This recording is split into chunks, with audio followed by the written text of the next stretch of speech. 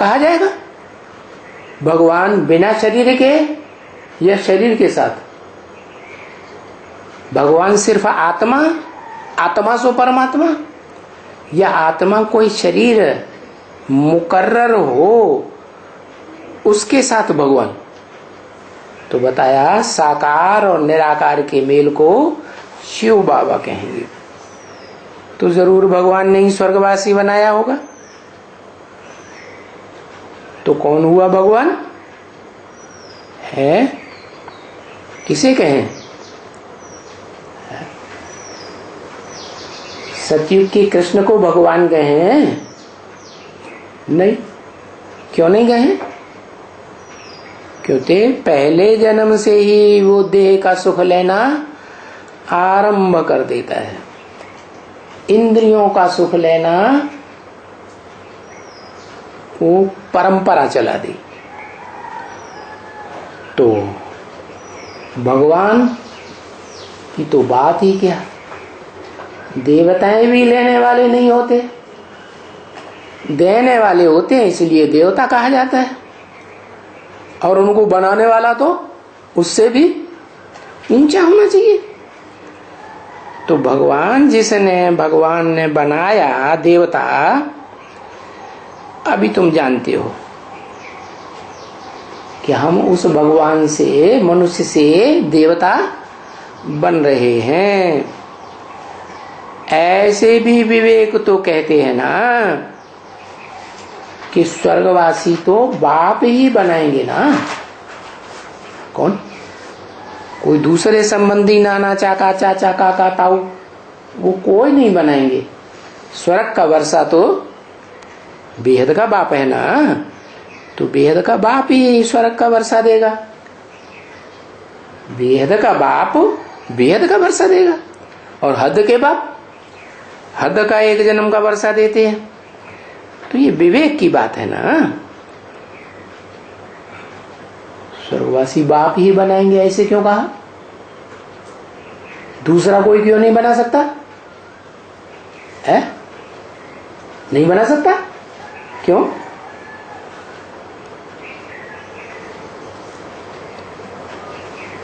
अरे गंगा जी का इतना गायन है, पतितों को पावन बनाया, तो वो नहीं बना सकती है? क्यों नहीं बना सकती? दूसरे देवताओं का भी गायन है, तो वो स्वर्गवासी नहीं बनाने का पुरुषार्थ करते है? क्योंकि उनमें स्वस्थिति में सदा काल रहने वाला मुकर्रर रूप से प्रवेश करता ही नहीं। इसलिए विवेक कहता है कि बेहद का बाप तो एक ही है।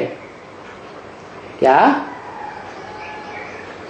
प्रैक्टिकल में पार्ट बजाने वाला।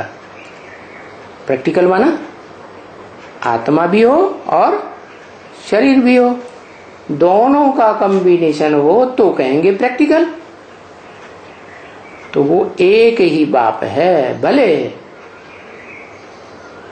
उस प्रैक्टिकल शरीरधारी में दो आत्माएं काम करती हैं। एक आत्माओं का बाप सुप्रीम सोल, और दूसरा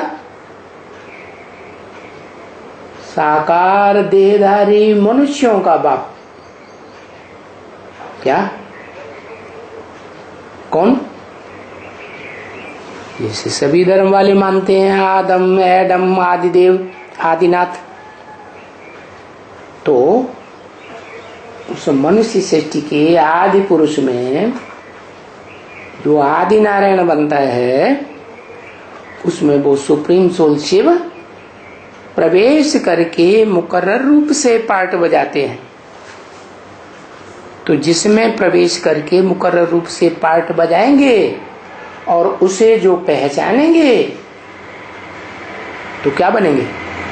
जिसको याद करेंगे वैसे ही बनेंगे।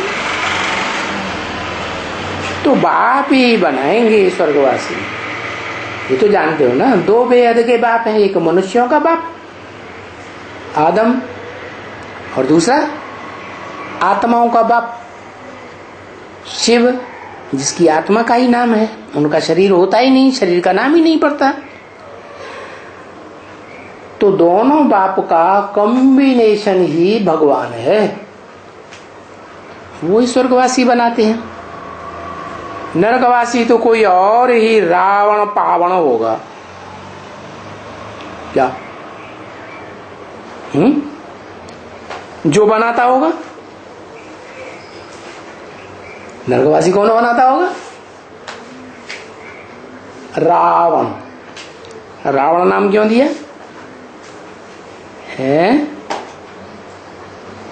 जो रुलाता है उसे कहते हैं रावण।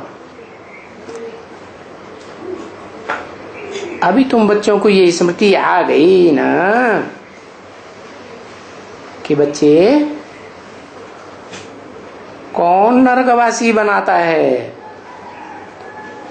एक बनाता है ये बहुत है बनाने वाले है। रावण को 10 सिर दिखाए जाते हैं, 10 तरह की मतें देता है, 10 मुखों से है। ब्रह्मा को भी अनेक सिर दिखाए जाते हैं कि एक सिर दिखाया जाता है? अनेक सिर दिखाए जाते हैं। माना एक बाप को नहीं पहचाना, इसलिए ये साबित नहीं होता कि एक बाप मत देता है। इसलिए कहते हैं कि ब्रह्मा के मुख से जो ज्ञान निकला उसको कहते हैं वेद। क्या? ब्रह्मा के मुख से वेद निकले। तो वेद जो हैं वो 3 गुणों से भरे पूरे हैं। माना सत्वगुण भी है, रजोगुण भी है, तमोगुण भी है। माने ब्रह्मा को संग का रंग लगता है तो ब्रह्मा भगवान नहीं है। जो भगवान है पार्टधारी, उसको संग का रंग नहीं लग सकता। वो तो दूसरों से प्रभावित होने वाला नहीं है। दूसरों से प्रभावित होगा तो मनुष्य को देवता कैसे बनावेगा? तो तुम बच्चों को स्मृति आ गई कि कौन मनुष्य से देवता बनाते? हाँ? रावण तो नहीं बना सकता, अनेक सिर वाला ब्रह्मा तो नहीं बना सकता। ब्रह्मा को अनेक सिर क्यों दिखाए जाते और विष्णु को एक सिर दिखाया जाता है? भुजाएं अनेक दिखाते हैं। क्या मतलब हुआ है कि एक मत पर चलने से विष्णु बन जाते हैं और भुजाएं अनेक, माने जो एक मत पर चलते हैं उनके सहयोगी भी अनेक बन जाते हैं। और जो अनेकों की मत पर चलते हैं तो देवता बन ही नहीं सकते। तो कोई जानते नहीं है कि कौन नरक बनाते हैं और कौन स्वर्ग बनाते हैं। यही नहीं जानते कि नरक क्या है, स्वर्ग क्या है। मनुष्य थोड़े ही इन बातों को जानते हैं। क्या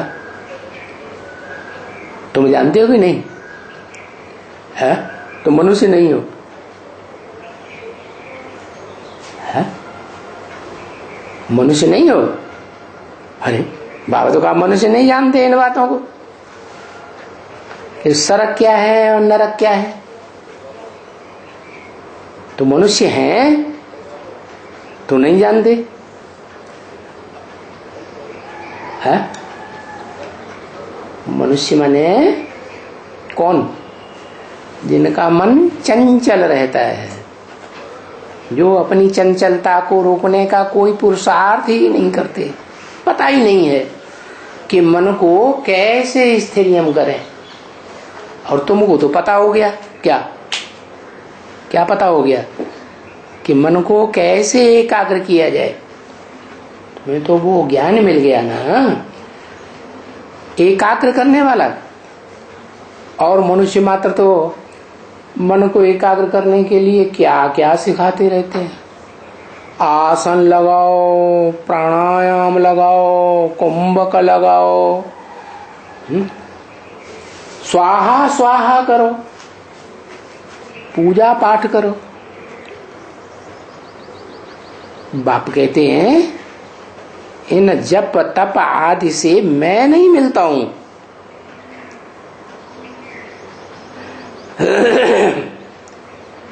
नहीं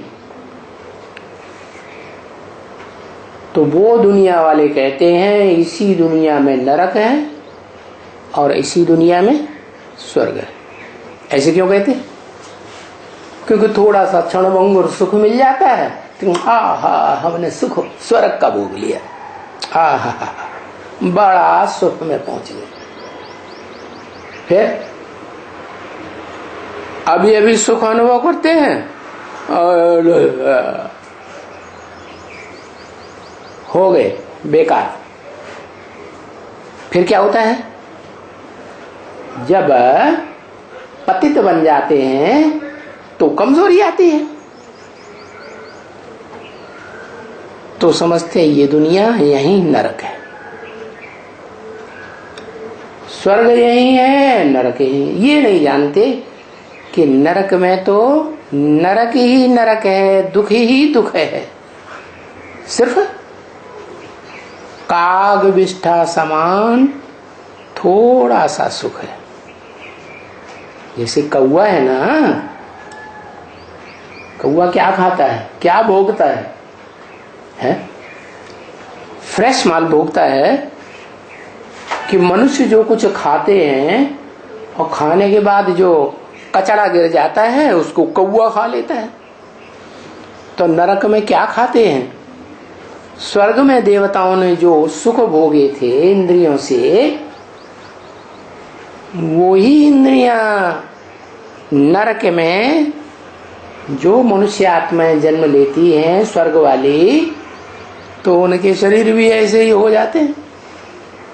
क्या स्वर्ग में सुंदर शरीर होते हैं या नरक में होते हैं?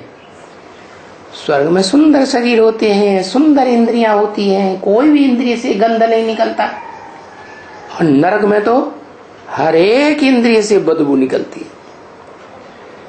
तो देखो उनको पता ही नहीं है कि स्वर्ग में तो सुख ही सुख है, वहां काग विष्ठा समान क्षण भंगुर सुख नहीं होता। और इस दुनिया में तो नरक ही नरक है।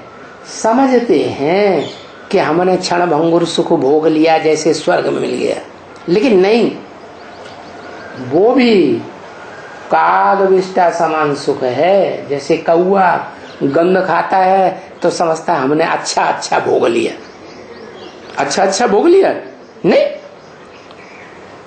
वो समझते हैं सब कुछ सुख और दुख यहाँ इसी दुनिया में है। और जिसका जो संकल्प है उनको वही महसूस होता है। कहते हैं ना, मन के हारे हार, मन के जीते जीत। मन है अच्छा सोचता है तो अच्छा जैसा अनुभव करता है, बुरा सोचता है तो बुरा जैसा अनुभव करता है। तो उनको वो ही है, ऐसे हो जाता है। अनेक मतें हैं ना बच्ची, ऐसे भी नहीं है कि देखो अभी हम घर में रहते हैं, जानते हैं कि हम स्वर्गवासी बनने के लिए पुरुषार्थ करते हैं,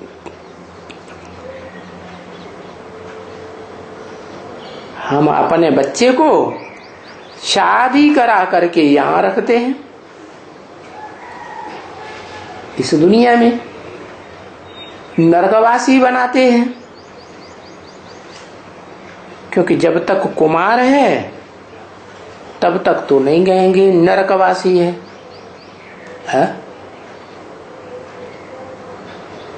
कहां का वासी? नरकवासी। क्यों कहा नरकवासी है? गूमूत की दुनिया का सुख भोगते हैं, पड़े रहते हैं कीचड़ में, तो समझते हैं हम स्वर्गवासी हो गए। लेकिन कुमार है तब तो कीचड़ का सुख नहीं भोगते ना, तो नरकवासी तो नहीं कहेंगे ना। परंतु हम अपने बच्चों को डाल देते हैं नरक में, उनको हम नरकवासी बनाते हैं। तो बाप को कोई ये स्मृति थोड़ी ही आती है क्या? लौकिक दुनिया के बाप को ये स्मृति थोड़ी ही आती है कि इस बच्चे को हम नरकवासी बनाते हैं। क्यों नहीं स्मृति आती है?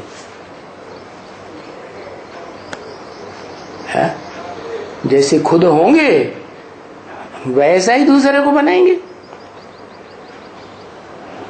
तो माता पिता को भी नफरत नहीं आती है तो बच्चों को भी फिर शादी करने के बाद नफरत नहीं आती है।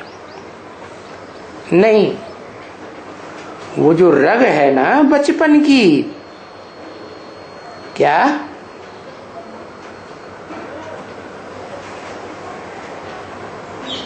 बच्चा है ना, वो रग टूटती नहीं है। कौन से बचपन की रग है? इस दुनिया में कब कहे हमारा बचपन? गाते हैं ना, बड़ा लुत्फ था जब कुंवारे थे हम तुम, बड़ा लुत्फ था। वाह। तो इस दुनिया में जब तक आत्मा बचपन में रहती है तो स्वर्ग में अनुभव करती है। बच्चे की बुद्धि चलती है? चलती है? कोई बुद्धि नहीं चलती। बच्चा तो बच्चा।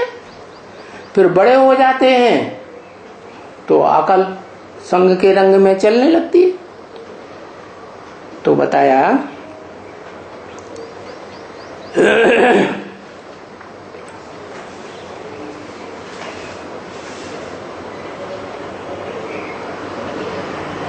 बहू भी नरकवासी बन जाती, बच्चा भी नरकवासी बन गया, फिर उनके हाथ का बना खाना भी खाते रहते हैं। हाथों से और आंखों से वाइब्रेशन निकलते हैं ना। क्या खाना बनाएंगे? खाना बनाएंगे तो आंखों से देखेंगे ना, विकारी आंखें होंगी तो वाइब्रेशन जाएंगे ना। हाथों से भी वाइब्रेशन निकलते हैं। आटा माड़ा, रोटी बनाई तो वो वाइब्रेशन जाएंगे, तो खाना खाते रहेंगे। तो अपन को उस मोह के वश वो थोड़े ही कुछ समझते हैं कि हम मोह में आकर इनके वश में आ गए। ऐसे चलाएंगे तो हम कैसे रह सकेंगे? कैसे चलाएंगे कि इनके हाथ का खाना बना हुआ नहीं खाएंगे, इनके साथ रहेंगे नहीं। बहुत हैं ऐसे, ढेर हैं।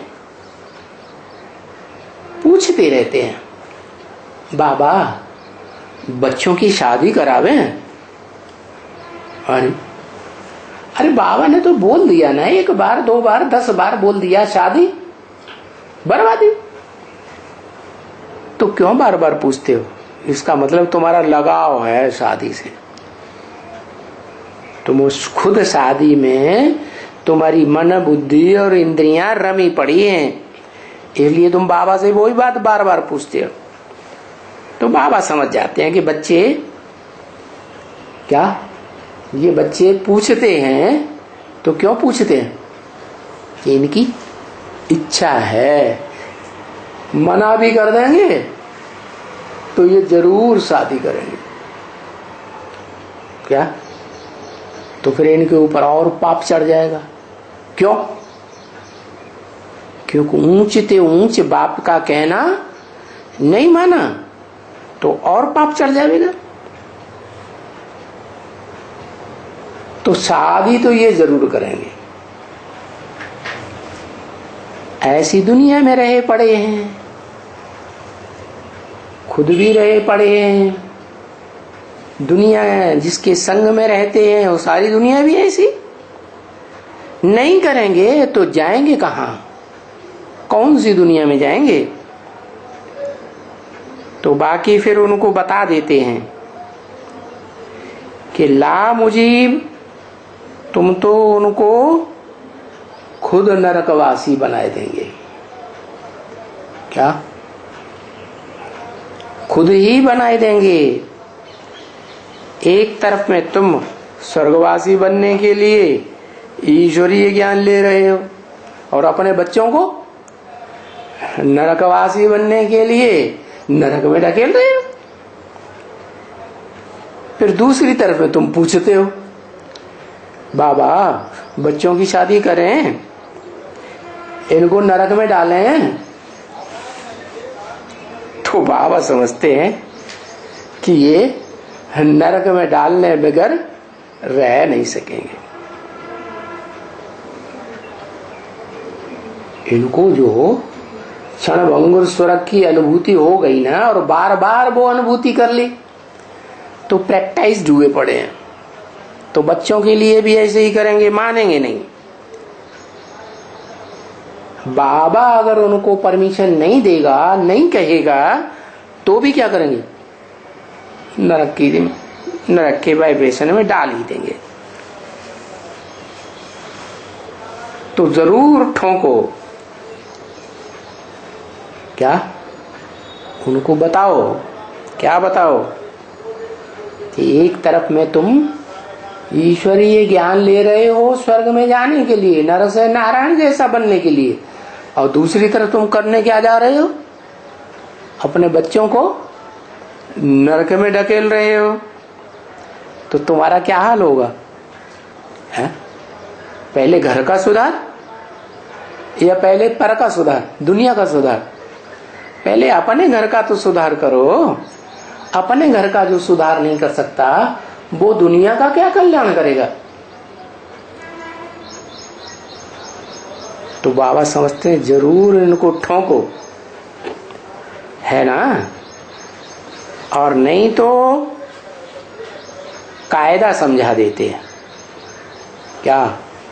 क्या कायदा है ज्ञान का? शादी बर्बादी। वो बच्चा बच्चा नहीं है। क्या कायदा? जो बच्चा बाप की बात न माने, बाप कहे ज्ञान में चलो, और बच्चा कहता नहीं शादी करेंगे, तो वो बच्चा है? उस बच्चे को वर्षा देना चाहिए। बाप को अपना वर्षा जो जिंदगी भर कमाई की है वो उसे सौंपना चाहिए। बच्चा ही नहीं है तो क्यों सौंपना चाहिए? बच्चा बाप की बात माने तो सौंपना है, नहीं बात माने तो क्यों सौंपना चाहिए? बच्चा ही नहीं है, ये तो कपूत है। क्या? कपूत सपूत क्या होता है? कपूत किसे कहेंगे? कपूत उसे कहेंगे जो बाप दादे की कमाई को बर्बाद कर दे, और सपूत उसे कहेंगे कि बाप दादा ने जो जो कमाई करके रखी है उस कमाई को और बढ़ाए, बढ़ाए भी और विश्व कल्याण के कार्य में खर्च करे। तो इसीलिए कहा जाता है कि पूत कपूत तो क्यों धन संचय?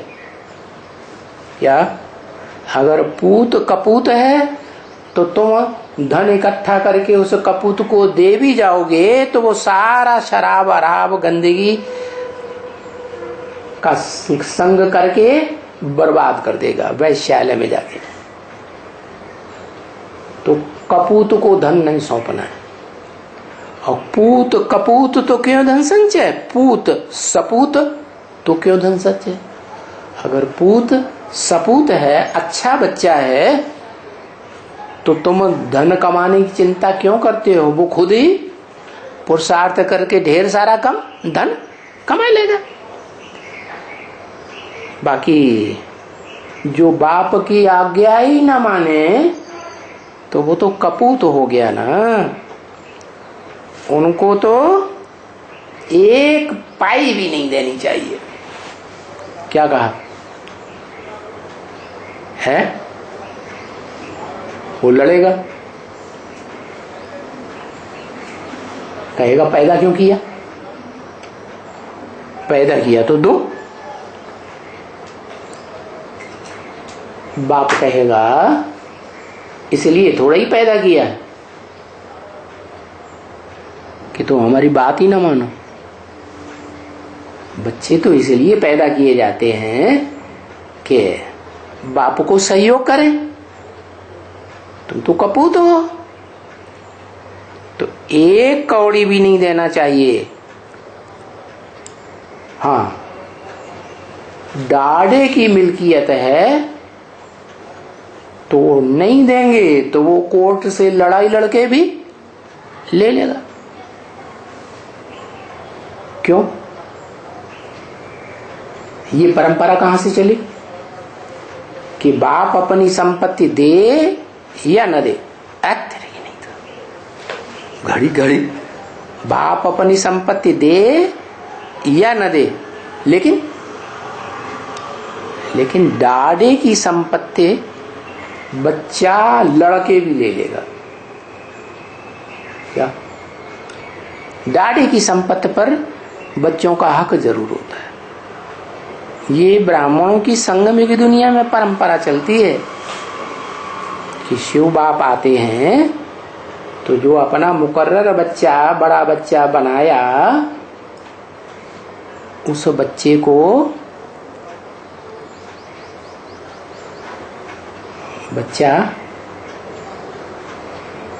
जो लक्ष्य दिया, क्या लक्ष्य दिया, ब्राह्मण बनना है, और बच्चा ब्राह्मण नहीं बना।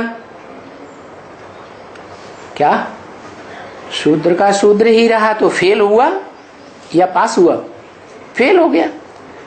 तो राम का मिसाल देते हैं कि राम फेल हो गया, ठीक है फेल हो गया, तो जो ब्राह्मण बनता है एक बार, वो दोबारा जन्म लेके क्या करेगा, है ब्राह्मण बनेगा या नहीं बनेगा, बनेगा। तो जब ब्राह्मण बनेगा, ब्रह्मा की औलाद बनेगा, तो ब्रह्मा अपना वर्षा दे या न दे। क्या, ब्रह्मा कुमारी ईश्वरी विश्वविद्यालय खोला ब्रह्मा के द्वारा, उसमें परवरिश करे या न करे, लेकिन जो डाढ़े का वर्षा है, ब्रह्मा को भी किसी ने बुद्धि में बैठाया ना, क्या, कि तुम स्वर्ग के प्रिंस बनने वाले हो, हैं, और तुमको इस दुनिया में ब्रह्मा के रूप में संसार में प्रसिद्ध होना है। तो ब्रह्मा किसका बच्चा हुआ है, यज्ञ के आदि में और मंडली से जिनको ये जानकारी मिली उसका बच्चा हुआ ना, है। तो ब्रह्मा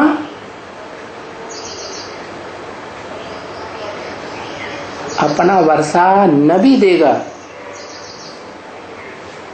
वो राम वाली आत्मा दोबारा जन्म लेके आती है, तो ब्रह्मा तो बाप हो गया, ज्ञान धन देने वाला। लेकिन वो ज्ञान धन तो देता है लेकिन परवरिश नहीं करता। तो क्या नियम बना कि डाढ़े ने उसे पहले ही वर्षा दे दिया, क्या, ये लो ज्ञान बाण और ये ले जाओ क्या, पुरुषार्थ रूपी धनुष, और ये ले जाओ बुद्ध रूपी तर्कस जिसमें ज्ञान बाण भरे हुए, और कमाओ और खाओ, जितना चाहो उतना कमाओ और जितना चाहो उतना जन्म जन्मांतर का जीवन बनाओ। तो ये परंपरा कहां से शुरू हुई? भगवान की इस ज्ञान, रुद्र ज्ञान यज्ञ से परंपरा शुरू होती है।